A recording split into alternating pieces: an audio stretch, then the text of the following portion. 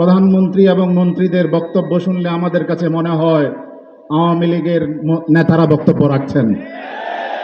আমরা তাদের মধ্যে আওয়ামী লীগের নেতাদের প্রতিচ্ছবি দেখতে পাচ্ছি। দুঃখজনকভাবে বলতে হয়, আজকে বিএনপির কাঁধে ভূত সওয়ার হয়েছে। কথায় আছে, ভূতের পা নাকি পিছনের দিকে থাকে, তারা পিছনের দিকে যেতে চায়। আবারও এই বিএনপি বাংলাদেশের মানুষকে ফ্যাসিবাদের আমলে ফিরিয়ে নিয়ে যেতে চায়। 24-এ যেই জনগণ রক্ত দিয়েছে, আমরা বিএনপির এই অপতৎপরতাকে, আবারও ফ্যাসিবাদের আমদানি অপচেষ্টাকে রক্ত দিয়ে গণ-অভ্যুত্থানের মাধ্যমে আমরা বাধা দেব ইনশাআল্লাহ। লড়াই করতে হবে।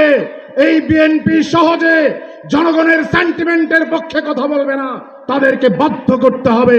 সেজন্য আমাদেরকে মাঠে ময়দানে ইস্পাত কঠিন ঐক্যের মাধ্যমে আবারও গণ আন্দোলনের জন্য আমাদেরকে প্রস্তুত থাকতে হবে।